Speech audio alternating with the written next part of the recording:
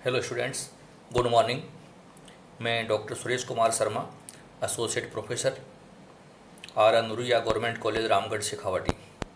प्रिय विद्यार्थियों, आपको मैं बीकॉम पार्ट फर्स्ट में व्यावसायिक सांख्यिकी जो एबीएसटी का पेपर सेकंड है पढ़ा रहा हूँ और हमारा टॉपिक चल रहा है सांख्यिकीय माध्य। इस टॉपिक में मैं आपको मध्यिका पढ़ा चुका हूँ, बहुलक पढ़ा चुका हूँ और आज से हम एक नई सीरीज इसमें शुरू करने जा रही हैं। वो है मध्यिका पर आधारित अन्य माप, अर्थात मेजर्स बेस्ड ऑन मीडियन, अर्थात ऐसे माप जो मध्यिका की तरह ही जिनकी हम गणना करते हैं वो हम आज पढ़ेंगे। सांख्यिकी में इनका बहुत महत्वपूर्ण योगदान है और इनके द्वारा हम अनेक टेक्निक्स जो हैं वो सॉल्व करते हैं।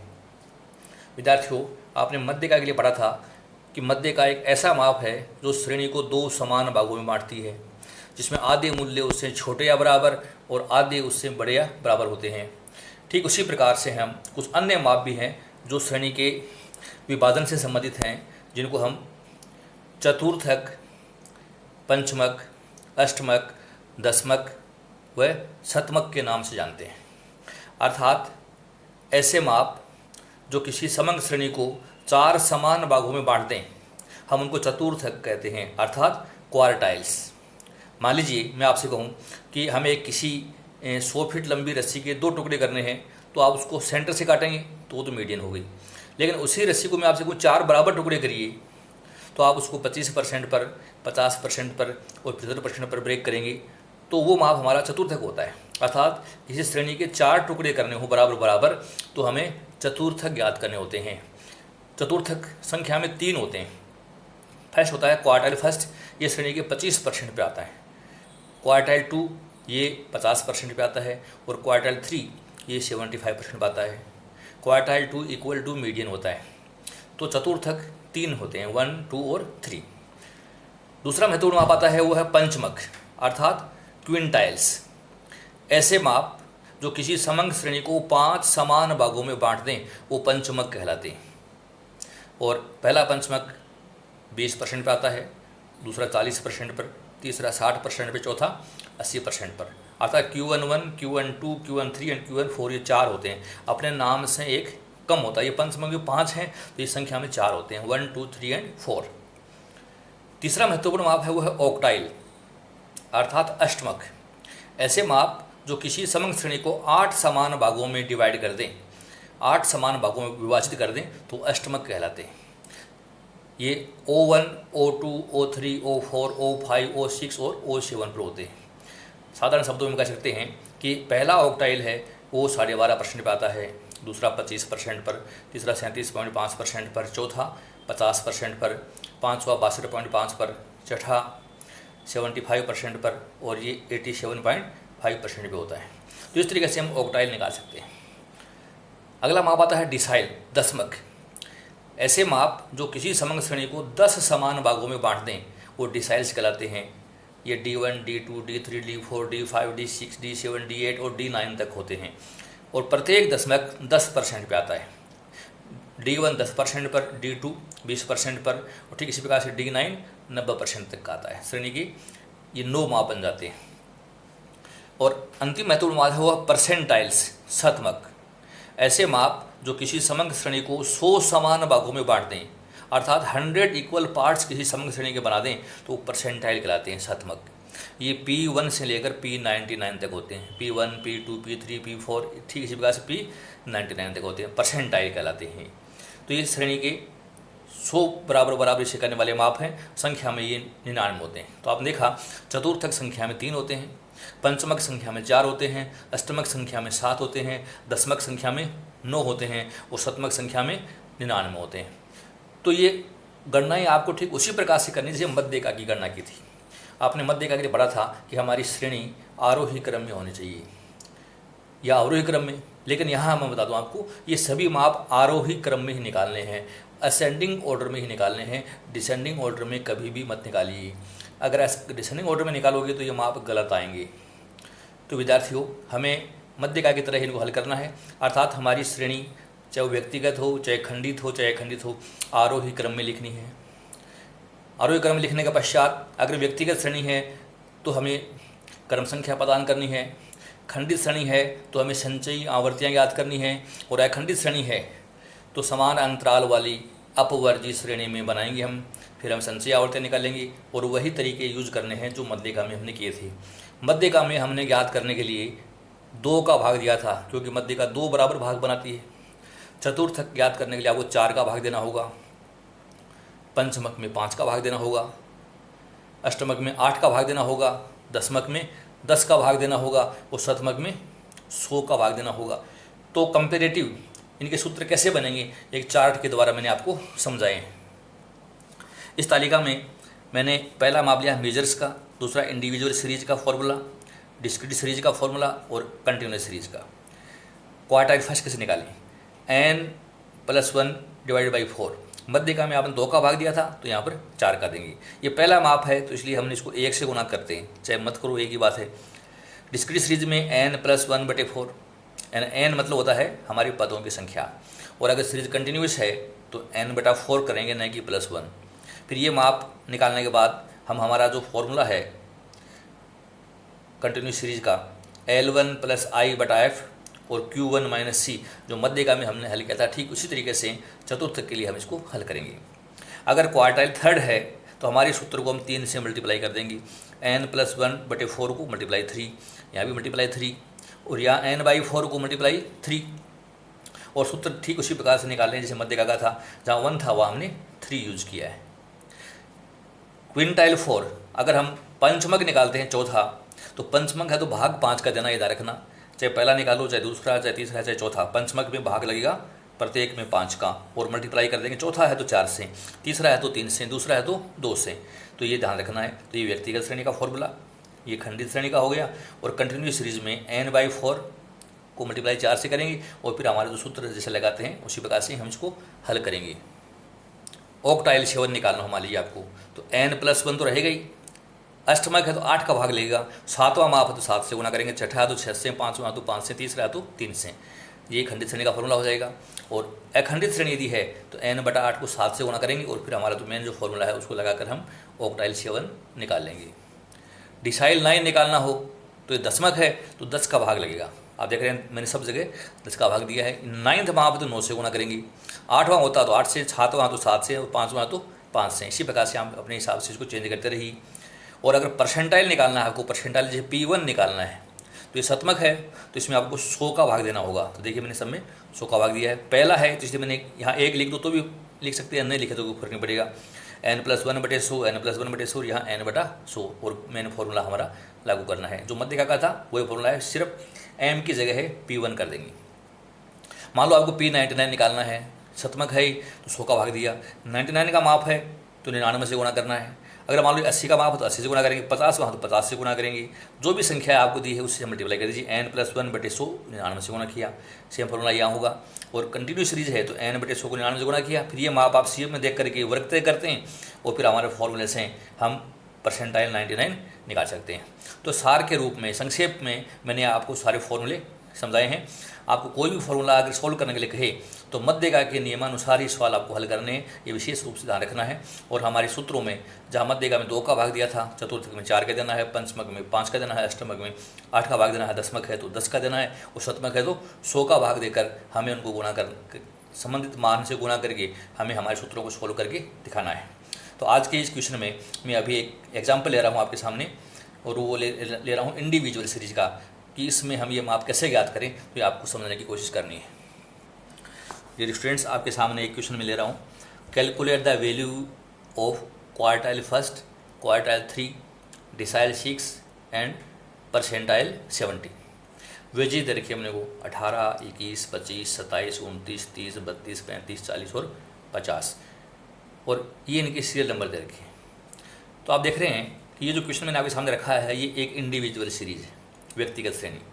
और व्यक्तिगत श्रेणी है तो हमें मध्यिका वाले नियम आपने पढ़े थे कि हमारी श्रेणी आरोही क्रम में होनी चाहिए। तो आप ये देखिए कि हमारी श्रेणी के सभी पद बढ़ते हुए क्रम में हैं क्या, तो हम देख रहे हैं कि सभी पद बढ़ते हुए क्रम में हैं।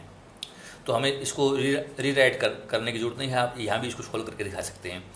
क्रम संख्या देनी है तो क्रम संख्या हमारी ये लागू हो जाएगी। तो हमें इसको जब सॉल्व करें तो आरोही क्रम में हमारा सवाल लिखा हुआ है, सीरियल नंबर ऑलरेडी पहले से रखे हैं। तो क्वार्टाइल फर्स्ट कैसे निकालें? तो क्वार्टाइल फर्स्ट निकालने का फॉर्मूला आपने अभी पढ़ा है, size of n+1 divide by 4 item. ये हमारा क्वार्टाइल फर्स्ट का फॉर्मूला जो मैंने आपको समझाया था। अब इसमें वैल्यू पुट करते हैं तो हमारे पदों की संख्या इसमें 10 है। तो साइज ऑफ 10 + 1/4 आइटम, तो Q1 इक्वल टू इस साइज के बराबर आएगा। तो Q1 इक्वल टू हमें ये हल करना है, तो 11/4 बराबर 2.75वां पद। अब हमें इसका मान हल करना है। Q1 equal to size of 12th item पूरा लेना है आपको। Q1 बराबर value of second item plus 0.75 और कोष्टक लगाइए आप difference of third and second item, अर्थात दूसरे से आगे तीसरा पद कौन सा है और दूसरा पद कौन सा, उनका अंतर हमें लेके चलना है। वैल्यू ऑफ सेकंड आइटम आपके क्वेश्चन में है 21 है, तो ये तो हो गया 21 प्लस 0.75। अब हमें difference of third and second item, हमारा थर्ड आइटम है 25 और सेकंड आइटम है 21, ये हल करना है। तो 21 प्लस 0.75 इंटू 4, तो 21 प्लस 0.75 को 4 से हमने गुणा किया तो ये आया 3, तो बराबर आया 24। Q1 इक्वल टू 24, ये हमारा सॉल्यूशन आ गया। अब हम निकालते हैं Q3 का फॉर्मूला है हमारा n+1/4 तो रहेगा ही, और मल्टीप्लाई करेंगे इसको 3 से। तो विद्यार्थियों 3 से गुणा करना है, n का मान वही हमारे सवाल में 10 है, तो 10 + 1/4 और मल्टीप्लाई किया इसको 3 से, वैल्यू पुट कर दीजिए। तो 10 और 1 हो गया 11 को मल्टीप्लाई किया 3 से तो 33/4 और इसको हमने सोल्व कर लिया तो आया 8.25वां पद। हमारा ये जो मान है ये 8.25वां आया। अब Q3 निकालना है तो आपको 8वां पद तो पूरा लेना है। साइज ऑफ 8th आइटम, तो साइज ऑफ 8 आइटम लेना है। तो 8th आइटम हमारा 35 है, तो ये तो है 35 प्लस 0.25 और 8वें पद और 7वें पद का अंतर। तो 8वें पद है 35 और 7वां है 32, तो 35 माइनस 32, ये 8वां पद था, ये 7वां था। तो हमारी संख्या आई 35 प्लस 0.25 इंटू 3, तो 35 प्लस, स्टूडेंट्स एक करेक्शन है, 33/4 बराबर 8.35 पद हो गया। किधर निकालना है? Size of 8th item plus 0.25, फिर साइज ऑफ 9th आइटम लेना है अपने को, minus size of 8th item, अर्थात 8.25 इससे आगे वाला 9 में से 8वां पद घटाना है। तो 8वां पद हमारा सवाल में था 35 था, प्लस 0.25 फॉर्मूले में आ गया 0.25। अब हमें क्या करना है, 9वां पद है 40 और 8वां पद है 35, तो 40 माइनस 35 करना है। तो 35 प्लस 0.25 और अंतर आया 5 का, तो 35 प्लस 1.25 बराबर 36.25, ये हमारा क्वार्टाइल 3 आ जाएगा। तो इस तरीके से क्वार्टाइल 3 अपने निकालना है, अर्थात 8.25 था तो 8वां पद तो पूरा, और उससे आगे वाला जो पद है 9वां और 8वें पद के अंतर का 0.25 लेना है। ये अपने विशेष रूप से ध्यान रखना है, तो इसको आप थोड़ा रेक्टिफाई कर लीजिए। अब हमें हल करना है तीसरा वहाँ पे डिसाइल 6 फॉर्मूला हल करना आपको D6 10वां है हमारा फॉर्मूला होगा n+1, 10वां है तो 10 का भाग दिया हमने और 6 से इसको गुणा कर दिया, तो वैल्यू पुट करिए। n है हमारे सवाल में वही 10 प्लस 1/10 और 6 से इसको मल्टीप्लाई किया, तो ये हो गया 11 को 6 से गुणा किया तो 66/10 हो गया, और जब 66/10 हो गया तो ये संख्या आ गई 6th आइटम, 6.6वां पद आ गया।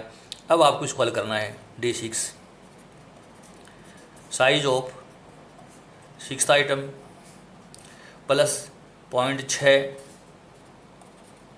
साइज ऑफ, इससे अगला पद size of 7th item minus size of 6th item, ये हमें हल कर लेना है। तो D6 equal to size of sixth item is, sixth item हमारे क्वेश्चन में दे रखा है 30, तो ये तो आ गया 30 हो गया, प्लस 0.6 है इसमें तो 0.6। Size of seventh item, seventh item है 32, साइज ऑफ सिक्स्थ आइटम है 30, तो इसको अलग कर लीजिए। तो D6 बराबर आया 30 प्लस 0.6 गुणा 32 में गया 30 2, तो D6 बराबर आया 30 प्लस 1.2 बराबर 31.2, तो ये हमारा सॉल्यूशन आया 31.2। अब हमें याद करना विद्यार्थियों P70 परसेंटाइल 70, तो फॉर्मूला है n+1, परसेंटाइल है तो 100 का भाग लगेगा और 70 का है तो इसको हमने 70 से गुणा कर दिया। वैल्यू पुट करते हैं, 70 तो रहेगा ही, n हमारे सवाल में पदों संख्या 10 है तो 10 प्लस 1/100, तो ये हल कर लिया। 10 और 1 को गुणा किया हमने 11 से, 11 को 70 से गुणा कर दीजिए और 100 का भाग दिया, तो ये संख्या आती है 7.7 आइटम, ये संख्या हमारी आ गई। अब हमें इसको फॉर्मूले को सॉल्व करना है। P70 equal to size of seventh item, 7 पूरा लेना है, प्लस 0.7 साइज ऑफ, इससे अगला पद eighth item minus size of seventh item, इसको अलग कर दीजिए आप। तो साइज ऑफ सेवन्थ आइटम हमारे क्वेश्चन में हमने देखा तो है 32, ये तो आया 32 plus 0.7, size of eighth item, eighth item है 35 माइनस सेवन्थ आइटम है 32, तो 32 प्लस 0.7 और 35 और 32 का अंतर आया 3, इसको अलग कर लीजिए। 32 प्लस 2.1 बराबर आ गए 34.1, तो P70 बराबर है 34.1। तो इस तरीके से हम व्यक्तिगत श्रेणी में हमारी चतुर्थक, पंचमक, अष्टमक, दसमक और शतमक के मान हम याद कर सकते हैं। इतना याद रखिए कि जो पद आता है, जो भी संख्या है 6.6वां पद पूरा लेना है और आगामी जो पद है 7वें और 6वें के अंतर का 0.6 लेना है। यहाँ पर 7.7 आया तो आपको 7वां पद तो पूरा लेना है और 7वें से अगला पद जो है 8वां और 7वें का अंतर का 0.7 आपको जोड़ देना है। तो इस तरीके से व्यक्तिगत श्रेणी में हम ये मान आसानी से निकाल सकते हैं। आपको अगले लेक्चर में मैं यही मान खंडित श्रेणी में कैसे निकालें ये समझाऊंगा। आप लेक्चर ध्यान से सुनते रहिए। आपको अगर क्वार्टाइल्स, डिसाइल्स, परसेंटाइल समझ में आए हैं तो मेरे लेक्चर को लाइक कीजिए, अपने साथियों में इसको शेयर कीजिए और मेरे चैनल को आप सब्सक्राइब कीजिए। आपने लेक्चर ध्यान से सुना, थैंक यू सो मच।